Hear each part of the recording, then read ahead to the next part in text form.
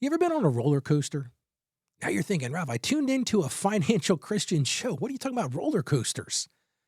Let's talk about that for a second. Because one thing that is certain is this: the stock market is not a sure bet. Yes, it's a roller coaster. And I got this question, and I thought this is perfect for today. We're talking a lot about investments in this series. But the listener said this. He said, Ralph, every time the market drops, I panic. How am I supposed to stay calm when it feels like everything is falling apart? Kind of like on that roller coaster. I'm not a big fan of roller coasters. I get on there and I'm excited. I'm going to go up and down on this roller coaster. In my mind, I think I'm going to be okay. But that pain you feel when the market crashes, that's real. And I've felt it myself many times. Because if we're going to be intellectually honest with each other, markets go up and markets go down. And it's so easy to think, oh, this is a sign of doom. Things are going to never recover.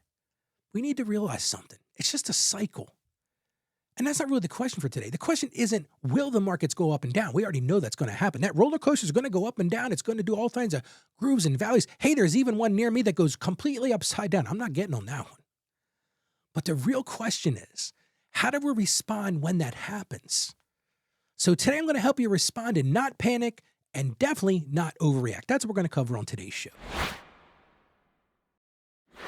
Hey there, thank you for joining me today. I'm Ralph. I'm your guide on this journey to really improve your financials and do it in a Christian way. And I truly appreciate the trust you place in me every day. And the truth is, today's topic affects all of us. No one's immune from this because, as I said before, it's a certainty. We're going to have market cycles. And over 30 years of my career, I say that sometimes it makes me feel really old. But for 30 years, I have seen all kinds of market madness. I've seen highs that were, you never thought, this is never going to get this high again. And unfortunately, I've seen those lows that made people really worry about what their future looks like. And during all that, one of the things I learned is the fruit of staying steady. And that's what I'm going to really talk about today. Investing with patience through the ups and the downs. I want to take you back to 2008. I was about 10 years or 15 years into my business. And the financial crisis was right in front of us. And I had people calling me every day. Now, I'm not a broker. I don't give financial advice. I don't make those investment decisions. But people rely on me. We've built relationships. And I had so many clients that would call me and they're ready to cash out. I'll never forget this one particular woman. She called me and she said, Ralph, I'm done. This madness in this market has me scared to death. I'm taking all my money out and I'm going to put it in the mattress. And I said to her, listen, that's not a really good plan. I said, yes, it's scary right now. The market is all over the place. We're not sure what's going to happen. But she listened to me. I was so thankful she called me. We had a conversation. She came in and sat down. We had a discussion about this. And I said, listen, you've got a pretty big time horizon. At the time, I think she was in her early 30s. She had time for the market to recover. And she said, okay, Ralph, I'm going to take your trust. And I said, don't put your trust in me. Wait a second. I said, and she was a person of faith. I said, pray about this and really ask God, what does he want you to do in this case? And she says, okay, I'm going to pray about it. Well, she decided to stay in the market. And the truth is, a few years later, she recovered from that and she actually grew stronger than ever. See, she believed in what God had told her. He was going to be that provision for her. And I love what Warren Buffett said. Warren Buffett's a pretty, fancy pants investment guy. If you don't know Warren Buffett, he's a pretty smart guy. And he said this. He said, the stock market is designed to transfer money from the impatient to the patient. And I thought, wow, that's a really good way to say it. And I agree with him 100%. Think about what he said. I'm going to read that again because it's so impactful. The stock market, those ebbs and flows, those valleys, that roller coaster ride, it's designed to transfer money for those people who are impatient. Those people are going to go, I'm out of this market. Like my client said, Ralph, I'm getting out of this. I can't take it anymore. It's designed to transfer that to the people who are patient. So we have to ask ourselves this really difficult question right now. How do we keep from panicking during those cycles? Because you're a human being, you have feelings. Listen, I've been there. I remember in 2008, wasn't too far into being in my own practice. I've been starting to put some money away for retirement. And I got these investment statements. I'm like, I'm losing like crazy. My wife and I are sitting there. We're praying about it. We're saying, what should we do? And God just said, stay the course, Ralph. I got this. So here's the thing I want you to understand. My main points for today. Market cycles aren't unusual. This is what we do. This is the heartbeat of investing. When you get on that roller coaster, a lot of times you're taking that ride up and you hear that click, click, click, click, and you're just going up and up and up. And you get to the top and you're thinking, oh, guess what's coming? Guess what's coming? Yep. And then it happens. Whew, down you go. And we've got to accept that the market works the same way. There are going to be fluctuations in the market, but here's what I want to give you a little reassurance. Now, listen, this might be broker talk a little bit because I remember when I was younger, my broker would always say this to me, he'd say, Ralph, don't worry about it. Over time, it always improves. But when you look back and you're honest about it, you look back, every single dip has eventually turned into growth. It just has. Now, we could say, well, the market corrects itself. I actually believe it's bigger than that. I think Christ himself is stepping in and he's showing us, you can have faith in me. I got provision for you. This isn't a time to panic because here's the problem. When you panic, and a lot of people do this, it leads to making bad decisions. That client that came in, she was going to sell at a bad time. The market was really taking a hit. Well, if she had done that, she'd been making a really bad decision. But she hung in there. Yes, did she lose some money in the short term? Absolutely. But it was that patience that led to growth. So there's so much that it says, oh, get out of the market. But you get more value by staying in the market because here's the way it works. It allows that compounding. We talked about compounding the other day in the show, how just a little bit can grow. Well, if you take your money off, it's kind of like when you're a kid. You get in a fight on the playground field and you take your ball and you go home. That's what you do when you leave the market. There's a lot of fun to be had on the playground still. You got to keep that ball in there. You got to keep playing. And as a believer, I think this is even a bigger thing. As a believer, we've got to really examine our own belief system. See, peace doesn't come from the markets. If you think you're going to find peace there, I'm going to tell you right now, you're never going to find peace in that because God doesn't want you to find peace in that. God wants you to find peace in his provision. So as a believer, we need to see this differently. We don't just live in this world. We don't go as the world says. I do a show called Truth Unveiled with Ralph, where every Sunday I try to break down that culture versus scripture. And I'm going to encourage you to check it out. You can see that at truthunveiledwithralph.com. Another great show. It's once a week on Sundays, but check it out. But we have to really understand it. We can live in this world, but we don't want to live as the world. We got to trust God in this provision, and we got to trust him with patience.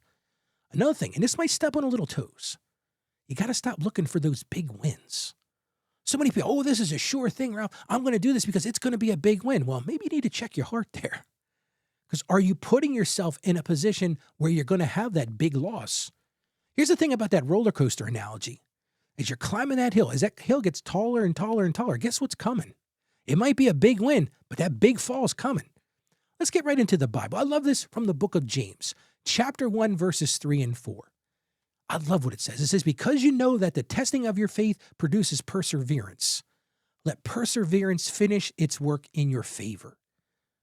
What a reassuring piece of scripture, perseverance. It mentions it twice here in this one verse. See, as a believer, we need to understand something at the very core. Peace doesn't come from the markets. Peace doesn't come from what's in your bank account. Peace doesn't come from what's in your investment accounts. Peace doesn't come in how many cars, houses, whatever those things are. It doesn't come in the beautiful vacations. It comes from knowing Christ.